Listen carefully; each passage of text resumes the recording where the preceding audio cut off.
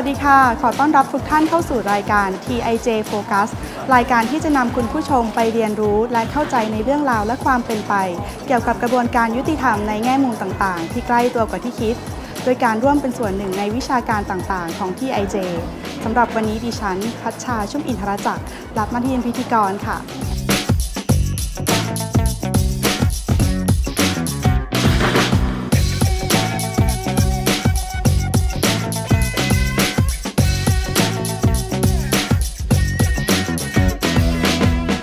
ชมคะขณะนี้ดิฉันอยู่ในงานการประชุมระหว่างปีของสมาคมกฎหมายระหว่างประเทศในภูมิภาคเอเชียหรือ ASEAN Society of International Law หรือเรียกชื่อย่อว่า ASEAN SIL ซึ่งปัจจุบันมีศาสตราจารย์ดร.สุรเกียรติเสถียรไทยเป็นประธานสมาคมค่ะซึ่งในการประชุมครั้งนี้มีธีมงานหลักคือ The Rule of Law and Development Nexus A New Deal for Asia ซึ่งแปลเป็นภาษาไทยว่าความสัมพันธ์ของหลักนิติธรรมกับการพัฒนาข้อตกลงใหม่สำหรับเอเชียค่ะวัตถุประสงค์ของการจัดงานก็เพื่อขยายเครือข่ายความร่วมมือของผู้เชี่ยวชาญด้านกฎหมายในภูมิภาคเอเชียแปซิฟิกและเป็นครั้งแรกที่ได้เชิญผู้แทนจากหน่วยงานต่างๆขององค์การสหประชาชาติเช่น UNDP UN Women UNODC และ UNICEF ร่วมหารือกับเครือข่ายของสมาคมอาเซียน SIL อีกด้วยค่ะและงานนี้จัดขึ้นระหว่างวันที่ 4-5 มิถุนายน 2558 ณ โรงแรมพลาซ่าแอตทินีโดยมีพระเจ้าหลานเธอพระองค์เจ้าพัชรกิติยาภาเสด็จเป็นองค์ประธานในพิธีเปิดและทรงเป็นวิทยากรบรรยายในหัวข้อเรื่องกฎหมายระหว่างประเทศและการคุ้มครองสตรีและเด็กร่วมกับผู้ทรงคุณวุฒิจากต่างประเทศด้วยค่ะ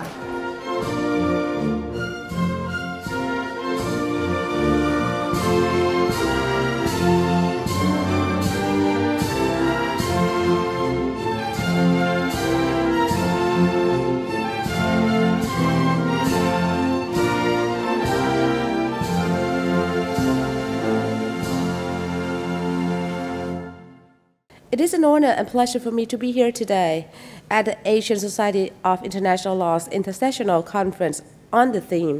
The Rule of Law and Development Nexus, A New Deal for Asia.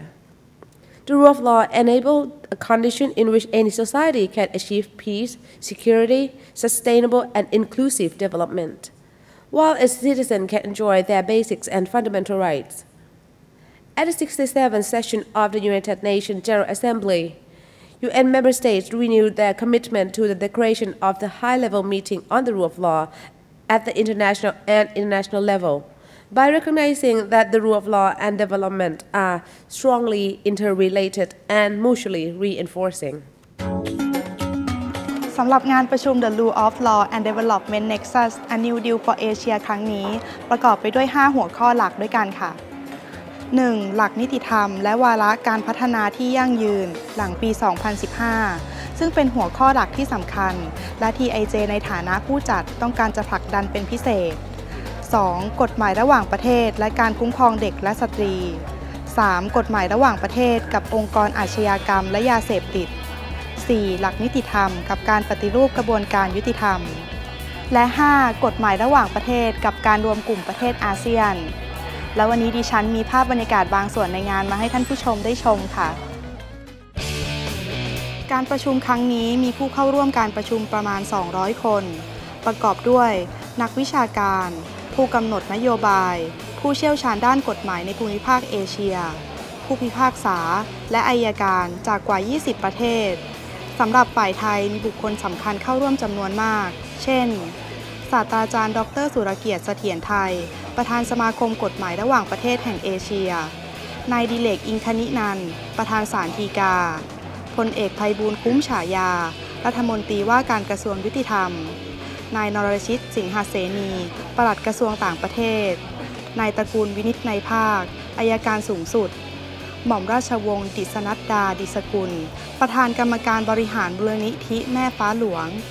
รวมทั้งข้าราชการระดับสูงจากกระทรวงการต่างประเทศและกระทรวงยุติธรรมค่ะและตอนนี้ดิฉันอยู่กับดร.กิติพงศ์กิตยาลักษณ์ผู้อำนวยการสถาบัน TIJ สำหรับงานในครั้งนี้มีบทบาทสำคัญกับประเทศไทยอย่างไรบ้างคะครับช่วงนี้เป็นช่วงสำคัญของโลกนะครับในการกำหนด กรอบใหม่ของการพัฒนาซึ่งกรอบของการพัฒนาเนี่ยกำหนดโดยองค์การสหประชาชาติโดยการหารือประเทศต่างๆทั่วโลกนะครับกรอบการพัฒนาเดิมซึ่งเริ่มมาตั้งแต่ปี 2000 เนี่ยกำลังจะจบภายในปี 2015 คือปีนี้นะครับ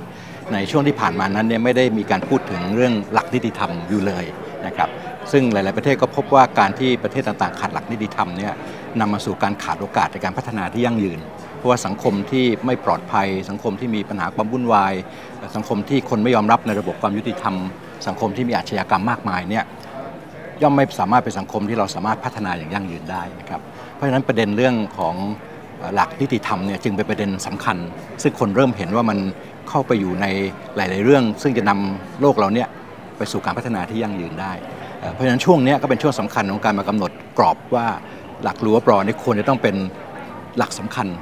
ที่จะเป็นประเด็นหลักในการพัฒนาของโลกหรือไม่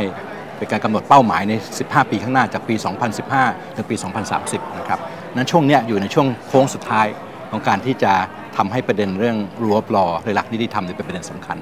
ประเทศไทยของเรานั้นเนี่ยก็มีส่วนเกี่ยวข้องกับเรื่องนี้มายาวนานนะครับ TIJ โดยการนำของพระเจ้าหลานเธอพระเจ้าพัชรกิติยาภาเนี่ยเมื่อ2 ปีก่อนเราจัดเรื่อง Bangkok Dialogues on the Rule of Law เชิญผู้นำระดับโลกมามากมายคราวนี้เราก็จัดร่วมกับทาง Asian Society of International Law ที่จะดึงผู้นำมาคุยกันในกรอบของเอเชียว่าประเด็นเรื่อง Rule of Law เนี่ยควรจะเป็นประเด็นที่เกี่ยวเนื่องอย่างไรในการพัฒนาอย่างยั่งยืนของโลกนะครับนี่ก็เป็นเรื่องที่มีความสำคัญมากในช่วงเวลานี้ครับและ TIJ มีบทบาทสำคัญอย่างไรกับงานนี้บ้างคะ TIJ เป็นผู้จัดร่วมกับ Asian Society of International Law นะครับซึ่งเป็นองค์กรสำคัญที่มีนักกฎหมายระดับโลกซึ่งอยู่ในเอเชียเนี่ยมากมายเลยเราเป็นผู้กำหนดประเด็นในคราวนี้ซึ่งที่ผ่านมานั้นเนี่ยทาง Asian Society of International Law ก็จะเน้นประเด็นกฎหมายโดยทั่วไปแต่เราพยายามดึงมิติเรื่องการพัฒนาเข้ามาเกี่ยวข้องเราพยายามให้นักกฎหมายมาพูดคุยหารือกันว่าแล้วหลักนิติธรรมเนี่ยมันเกี่ยวอย่างไรกับการพัฒนาซึ่งช่วงนี้ก็เป็นช่วงที่นักกฎหมายควรจะต้องถอยมามองโลกของความเป็นจริงว่าขณะนี้เขากำลังคุยกันเรื่องอะไรนั้นเราก็พยายามจะดึงเอาแนวคิดในเรื่องนี้เนี่ยให้เข้ามาอยู่ระหว่างการพูดคุยของนักกฎหมายนะครับเราก็จะคุยทั้งประเด็นกว้างๆในเรื่องของรั้วปรกับการพัฒนาโดยทั่วไปแล้วก็เจาะลึกถึงเรื่องอาชญากรรมข้ามชาติปัญหายาเสพติดปัญหาที่กระบวนการยุติธรรมไม่คุ้มครองสิทธิของผู้ด้อยโอกาสในการเข้าถึงความยุติธรรมซึ่งเชื่อว่าจะเป็นประเด็นซึ่งเอเชียเนี่ยสามารถจะกำหนดประเด็นที่เป็นการช่วยให้โลกนี้ได้เห็นความชัดเจนมากยิ่งขึ้นในเรื่องนี้ได้สำหรับประเด็นของการรวมกลุ่มประเทศอาเซียนเรามาฟังทัศนะของมิสเตอร์ไมเคิลอีวิงชาวจากมหาวิทยาลัยแห่งชาติสิงคโปร์ผู้เคยมีประสบการณ์ในองค์การการค้าโลกหรือ WTO In your opinion, how important is international law to the ASEAN economic integration? International law is critical for ASEAN economic integration. If you contrast international law with the lack of international law or the failure to observe international law, we result in a situation where individuals and states can take arbitrary action without any fear of repercussions. If we think about economic law generally and economic integration of ASEAN, we're moving towards a region where global value chains, integrated production networks, and trade occurs between all the ASEAN countries, linking up with the rest of the world. You can't do this if traders and investors don't feel long-term security. Long-term security in the terms of the fact that they can make trading decisions, business decisions, investment decisions, safe in the knowledge that law protects them. The government still remains the main body overviewing and regulating traders and investors, and that's important. That's also part of the rule of law. We cannot allow them to continue all their activities without some regulations in the furtherance of public purposes. However, those decisions must be made diligently, through consideration and pursuant to the rule of law. In such a way, traders and investors will then be able to feel confident that all the decisions will not be affected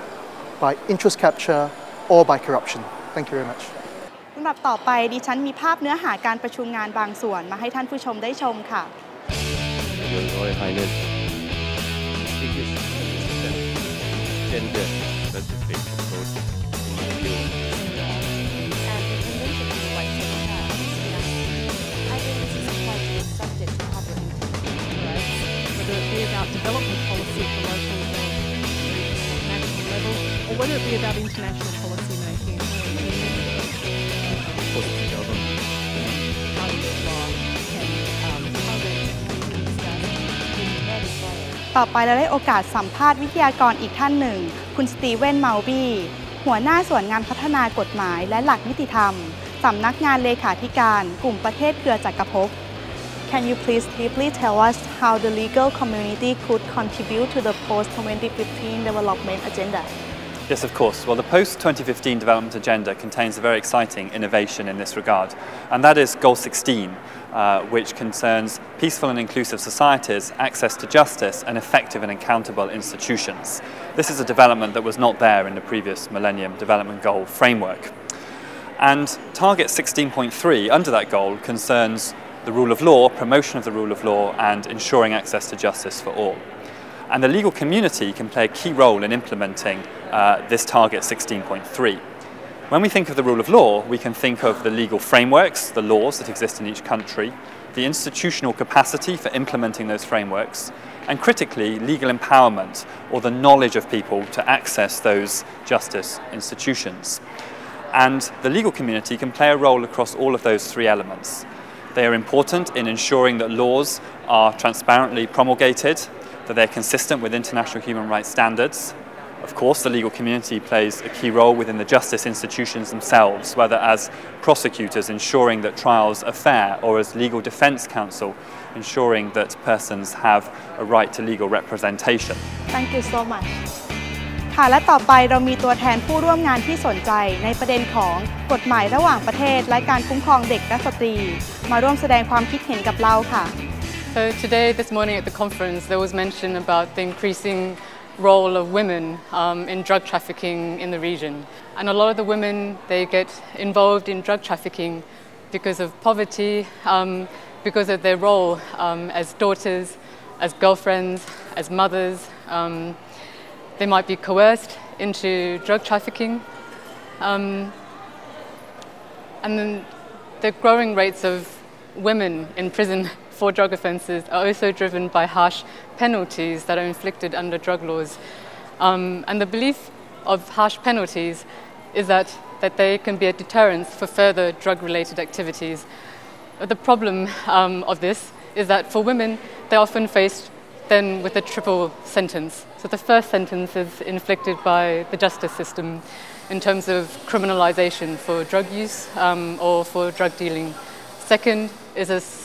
sentence that is condemned by society because they're seen as betraying their role as a caregiver.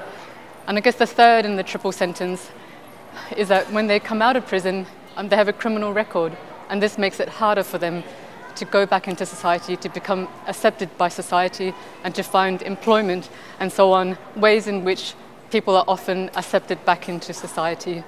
So in some countries of the world, there's a recognition that our disproportionate sentencing for drug offences can have a much more damaging impact on women.